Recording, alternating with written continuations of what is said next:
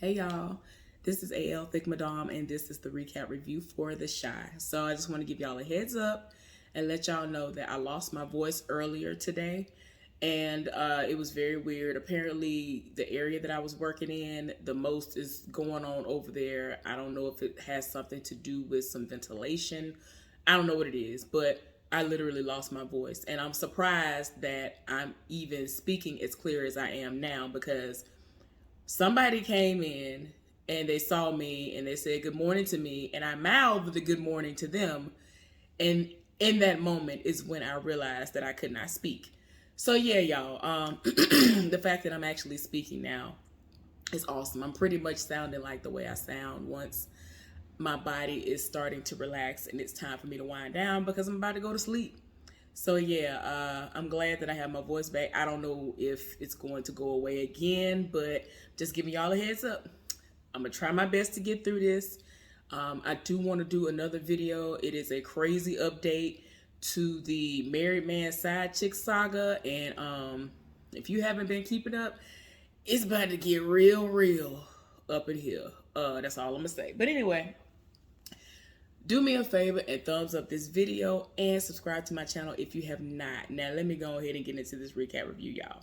So, Doodah, because like I told y'all, I'm not calling him by his government name. Doodah is walking through the event space where they are trying to host a gala that is going to try to basically appeal to some hit makers and some other people so that they could possibly get the bid for the Olympics.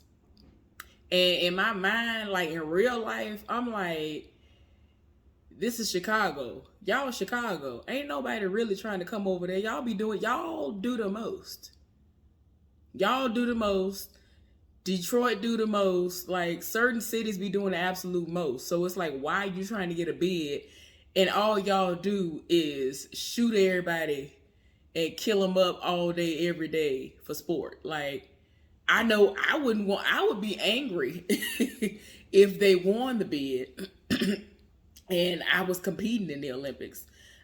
I'm like, I mean, of course I believe in the power of prayer, but I should not have to be like, you know what? I don't know. I might need to sit this out. I might need to go and sit it out because they're doing the most, honey. I don't know. Like y'all know what it is. So anyway, y'all, I'm sorry.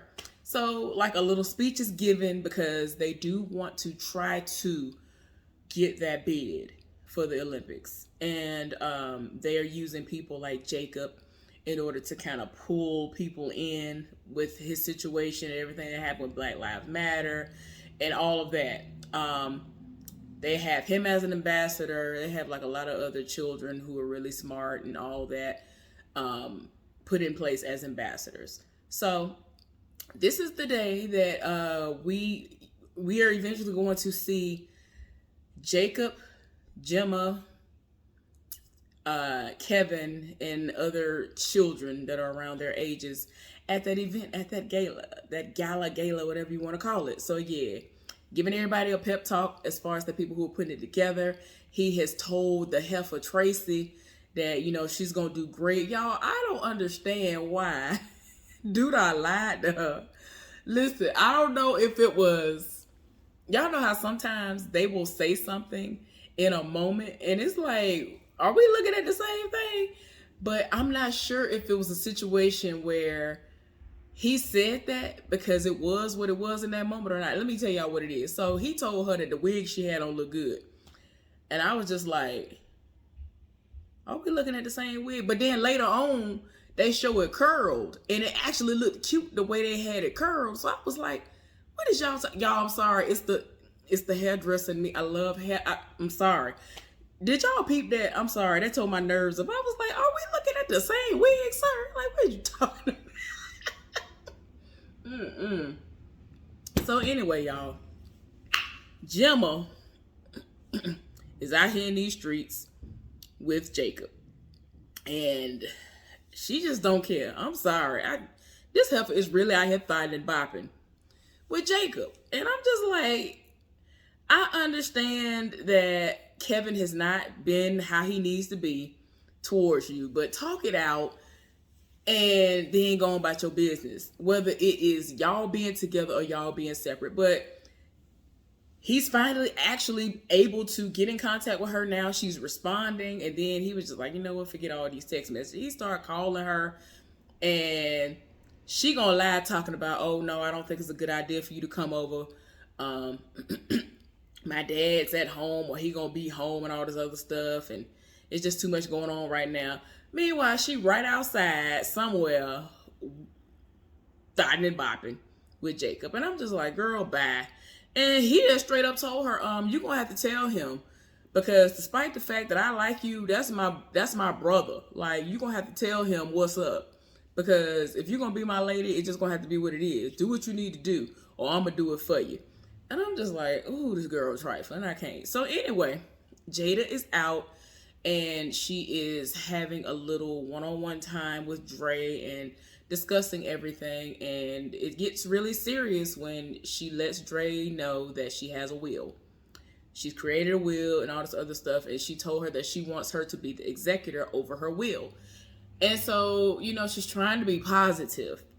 Dre is trying to be positive, and she's just like, you really got a will? But y'all, it's really real out here. Y'all, they really trying to get me.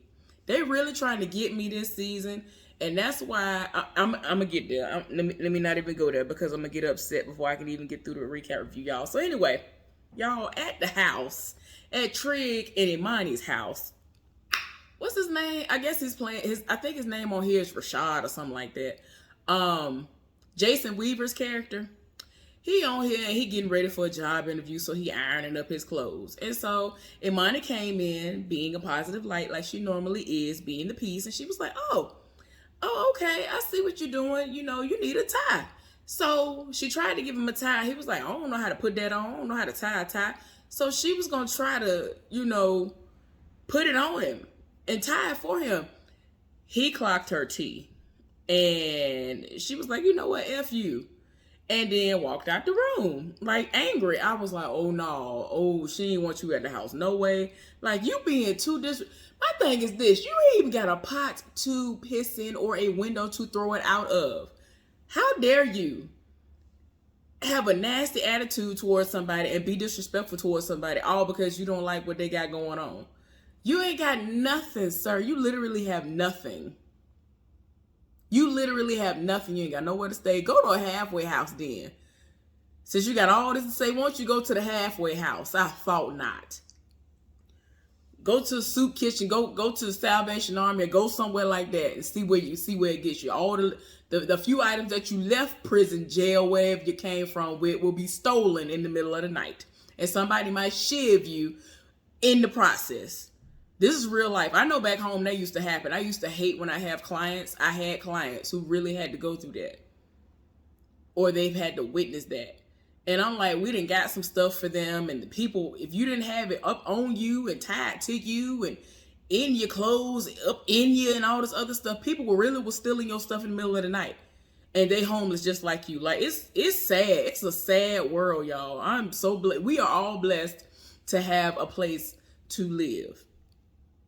It is just ridiculous, y'all. So anyway, yeah, he trifling. So anyway, y'all, Drayden came home from her, you know, meeting up with Jada.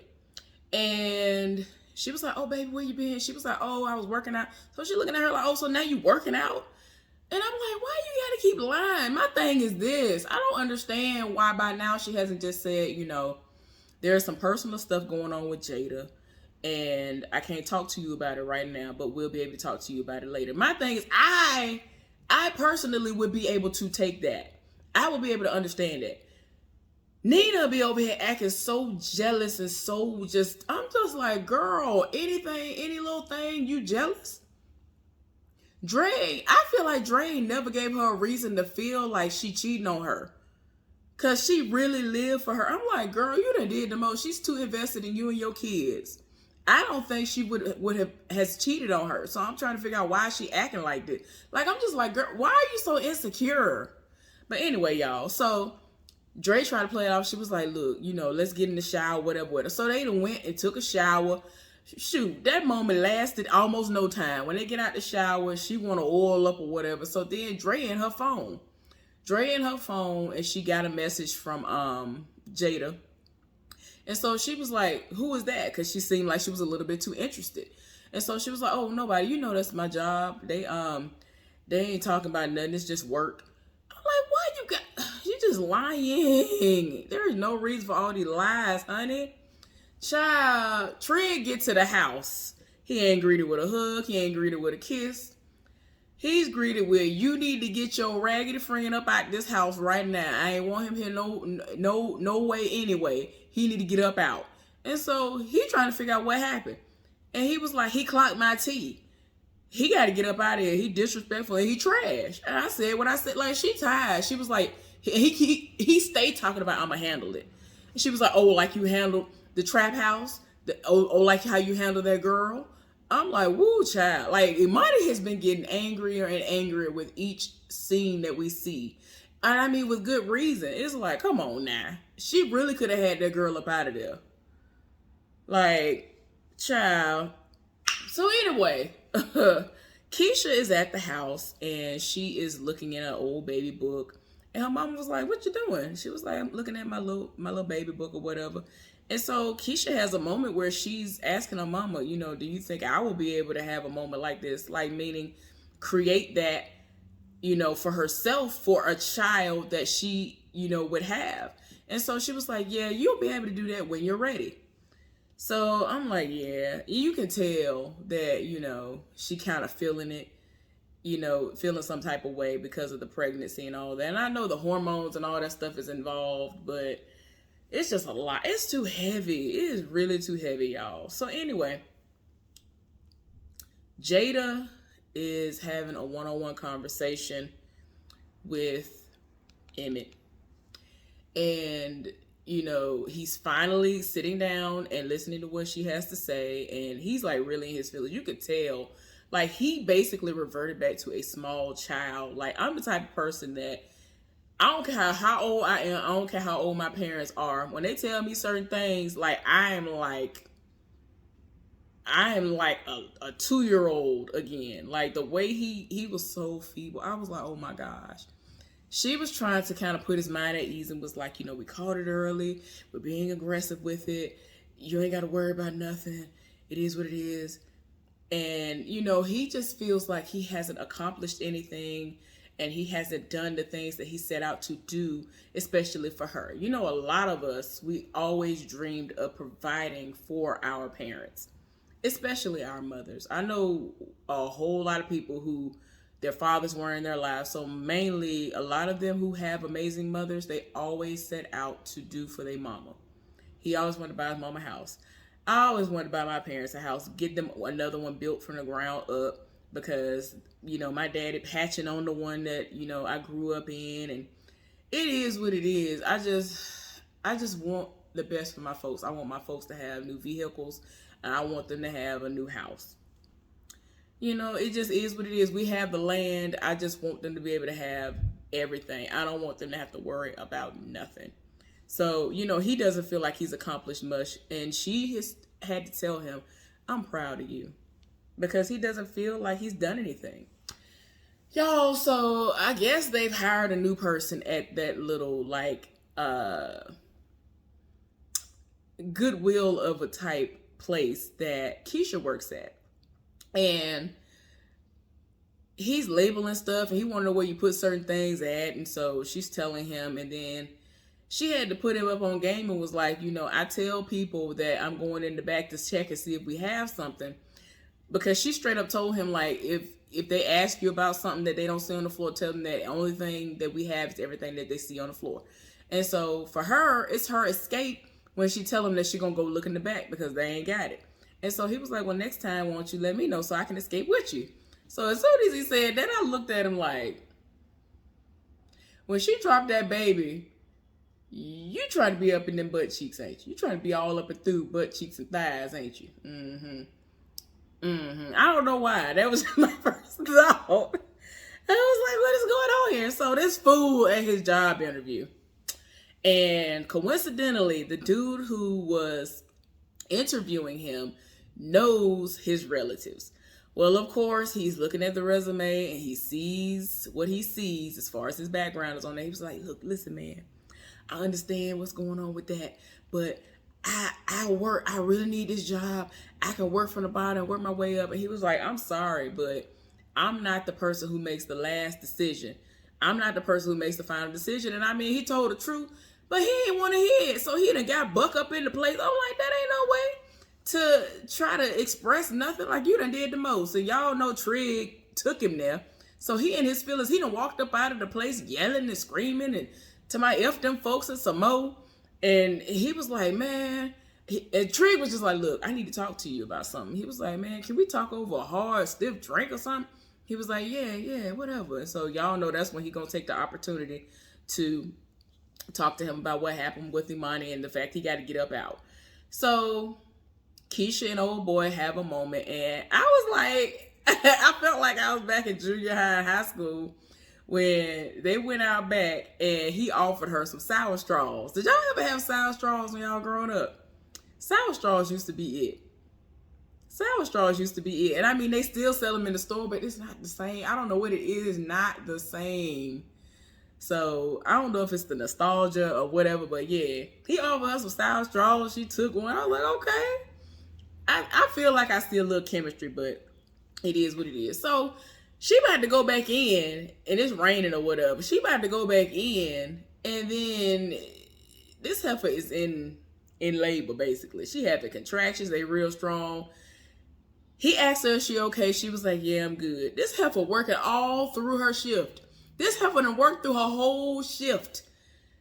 And she is checking periodically to see how far apart the contractions are. I'm like, heifer, you about to have this baby. But yeah, y'all, what I did neglect to mention was, oh boy, the guy who was talking to Keisha, of course, like everybody else, he knew what was up with her or whatever. And, they actually were talking about life. And he was like, I'm here because I had a scholarship, and he tore his ACL or something at the end of his career. And so she was like, yeah, same. I had a full ride scholarship for track and field, and, I'm here. And so he was like, oh, I know. So she was like, you do? I'm like, girl, everybody that saw that you on the news. Everybody know what it's hitting for. So anyway, y'all, now Jada is in the middle of talking to her man, her friend, whatever she wants to call him. And, they're having a serious conversation, and he lets her know that he really does love her. And, he is I live for a very supportive person, a very supportive man. And she is just kind of blown away that he is so supportive of her and all that, because she was like, well, thank you for being there for me. He was like, I mean, I'm doing what I'm supposed to do. I was like, you better say. I get so tired of people sitting up here like, oh, I'm supposed to reward you for doing what you're supposed to do. I was like, sir, like that boy said it off. He was like, I'm doing what I'm supposed to do. I'm your man. I'm just so glad that she got somebody who is here for her. I'm so happy. Like, that boy really do live for her. He might be young, but he ready. Dag nabbit. I said what I said. So the night of the gala is upon us, and dude all walking around here, trying to, get these people on the same page as him and help them to see his vision as well. And Keisha done finally, it's like they going back and forth. Keisha at the house. It's about to be time for her to give birth to this baby. They got a doula. They got somebody on the way. And Jada done came by because Dre straight up told her, you gonna have to be here because she's supposed to help Keisha birth that baby. And so she was like, even if I got to do that from heaven, I'm going to do it. So she was just looking at her like, girl, ain't nobody trying to hear you say that. Like, I understand that you are trying to be accepting of whatever is going to happen, whatever your fate is going to be, but ain't nobody trying to hear that. So anyway, Keisha is in her feelings, is hurting a lot. And she told us, oh, I can't do this. I was like, oh, Lord. Like, this heifer acted her behind off. And y'all know she was pregnant in real life, too. So It just ended up being a vibe anyway. Y'all, at the gala, the music, I'm just like, the musical selections is just going to be everything. The people, the woman who was singing the song, I was just like, I'm just here for all of it. I was just like, come on, thickness. Come on now. And then Doodah's wife, she over here threatening him. And I'm like, you know she being serious. So why you got to ask her if she being serious? Now, you know your wife. Like, she pretty much say what she mean. And they dancing together trying to put on these appearances. I'm just like, bruh, don't nobody have time. Imani brought Jacob to the function. And he was, you know, trying to be here for it. And he ended up finding Gemma. And I'm just like, I understand being naive, but to the degree that Kevin is naive, I can't take it. Like, Gemma and him are bayed up. Like, they close. She ain't nowhere near him. It's like the two of them and then Gemma on the side of Jacob. And I'm like, I swear I want to slap this heifer. And I'm like, I know she's a child. I want to slap that heifer through the TV screen. But anyway, y'all. So, like I said, they're going back and forth. All kinds of different things going on at the same time in various scenes. We end up seeing Tracy give a speech. And it was a moving speech. And eventually Doodah gonna have to give a speech. And he feel like, shoot, how am I gonna follow that up? Y'all, meanwhile, still at the function, the same function Doodah at. He over here, Kevin, he over here still being oblivious to the foolishness. And it's kind of like he was slowly putting two and two together. Eventually, the two of them, Jacob and Gemma, done hopped up out of the scene and they go off. So before that even happened, Jacob went over to a whole nother random heifer and started macking to her. She's supposed to be talking to Kevin. Her eyes are glued on Jacob. And so she ends up walking off from Kevin and rolled up on him and was like, what are you doing? Are you trying to make me jealous? And I'm just like, girl, why are you worried about somebody who ain't your man? Like, I cannot. Like, I never understood heifers like her. It'll be people like her who have all the book sense, but ain't got no common sense. You know good and well that he's not at a point in his life where he would do right by you. I ain't gonna never try to count somebody out because I've seen people change. But as of right now, he young. He out here fighting, bopping. So, you know he ain't finna sit up here and just, you know, handle your heart with care. Like, no. And like I said earlier, I'm fully aware that Kevin has had his moments and he be over here saying stuff that she don't agree with, but at the same time, talk it out, communicate, and if it need to be over, let it be over. Move on. All y'all still young. But yeah, she still hasn't said anything to Kevin, but she making it plain that she want to be with Jacob. And I'm like, girl, you dumb. He ain't gonna do nothing. As soon as he see a fat booty walk by and they say, I want a piece of that, he gonna hop right on up in it. So you over here living for Jacob for what? But anyway, y'all. So eventually, the two of them really walk off somewhere. And like, I'm just like, Kevin, you can't be this dumb. The whole time they standing together and sitting next to each other. You just looking like the third wheel when you supposed to be the boyfriend. Y'all, I'm telling you, that whole scene was just so, just everything with them was so infuriating just to watch them. I was so tired. So anyway, eventually, Doodah makes his speech and it is what it is. Kevin starts to put two and two together and he sees their drinks left on the table. They gone. He trying to figure out where they at. So he walking through the function in random areas looking for them. Can't find them.